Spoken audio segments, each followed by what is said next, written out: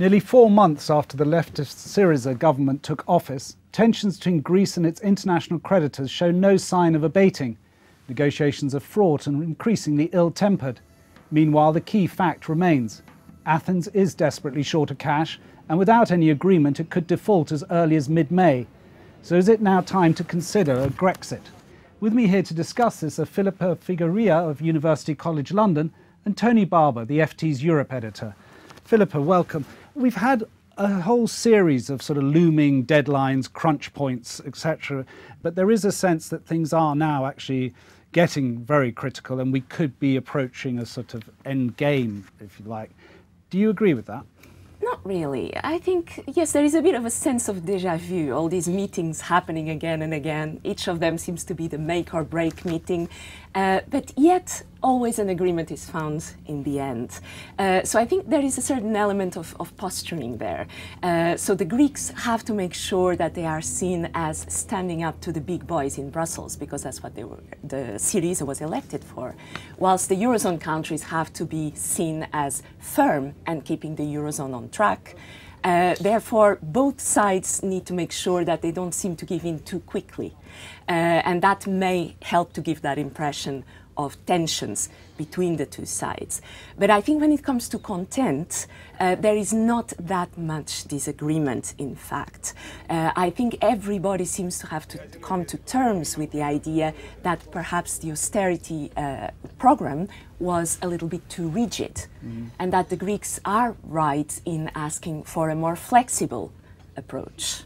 Would you agree with that, Tony? I mean, there is a hard deadline in May looming in terms of there's an IMF payment. There are deadlines for Greek repayments of loans to the IMF in mid-May, and then even larger sums between June and August to the ECB, in fact. So something will have to be done, a deal will have to be struck before those payments. It's right, it's a game of chicken, it will go to the wire, but on Monday evening the Prime Minister Tsipras told a Greek television audience that he thought a deal might be able to be done as early as May the 9th, so we'll see. One of the recent developments has been the apparent sidelining of Yanis Varoufakis, the very outspoken and prominent Greek finance minister, by the Prime Minister Tsipras. Do you think that really does change anything?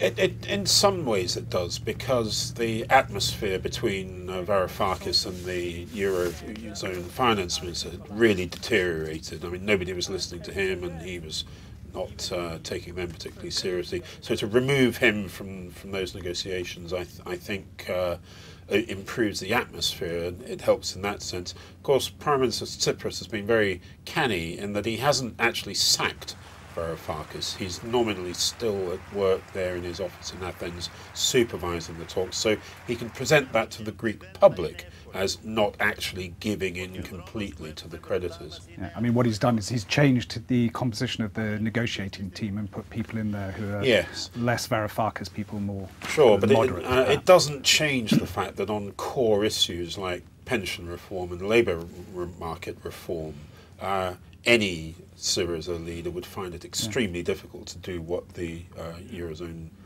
finance ministers want. Filipa, I mean, what chance do you see that Syriza could change course? Because as Tony's sort of hinted at, to do so would basically destroy the party, wouldn't it? Exactly. Syriza cannot afford to simply say we give in. Syriza always has to look like it is sticking to its original mandate, which was to stop the what they perceived as excessive austerity. So they will always stick to that point. Now, I think that very often we see the debate in terms of the Greeks wanting the end of austerity, everyone else wanting the program to continue. I think there's a lot of wriggle room in between. I don't think Syriza will capitulate. I do think that both sides will find a consensus. But where could they give ground, Syriza?